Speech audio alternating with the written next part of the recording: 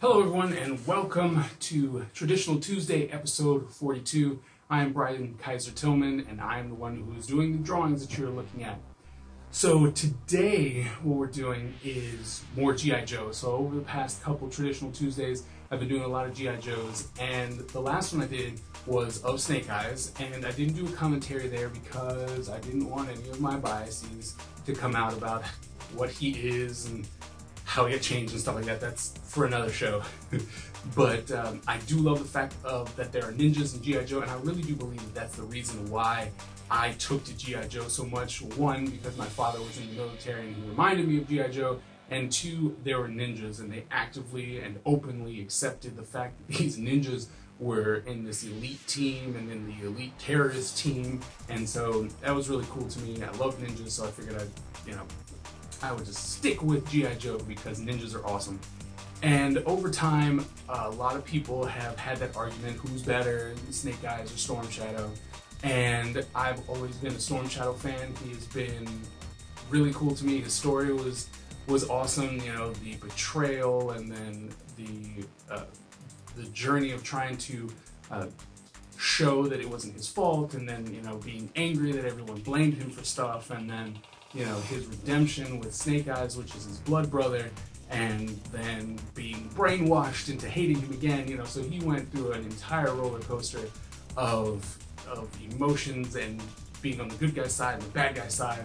And I just really liked his story about him being the chosen one and then being overlooked and then being overshadowed by someone else as an outsider and being upset, and then, you know, having that internal battle of who's better, who's not. And then they made him a good guy, and they kind of got over that, which was fine, you know, and he was part of the Ninja Force team, which was interesting to say the least. But I think the way that I like Storm Shadow the best is when he was with Cobra, because he was, I don't know, he was just awesome, you know. He was ruthless with his abilities, and, you know, and as the stories got deeper and they were able to write more and more stories, he became more and more a badass, because, you know, here's this ninja who is normally dressed in complete white. Then he started doing, you know, white and red and stuff like that, but, you know, it had a full-on bow with arrows and swords. Like, he was armed to the nines, and he was able to sneak up on people.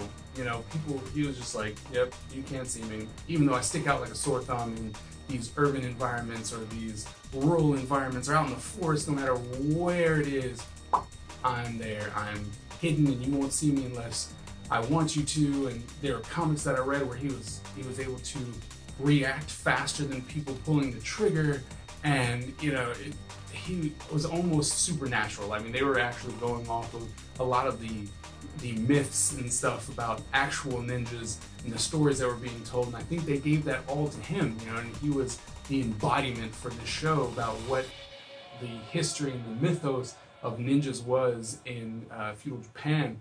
And it was just awesome to watch, and even though they put it in this modern setting, he still embodied a lot of those stories and those myths and, you know, the tradition that went into things. And so I was really intrigued by Storm Shadow, even though he was on the bad guy side. But if you know me, you know that I always favor the bad guy, which is weird to say the least. But it just seems like the bad guys have the better stories. You know, they're deeper stories. They're troubled people, and yet they have to overcome these things, generally in the wrong ways. But they have the best toys, they have the best outfits, you know, they generally have the best story.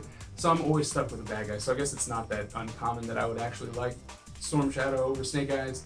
But Storm Shadow was my favorite character, and until I started doing my own, Storm Shadow was it.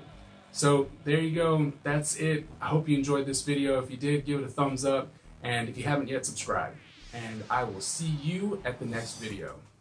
Thank you very much for watching this video. Please like, share, and subscribe.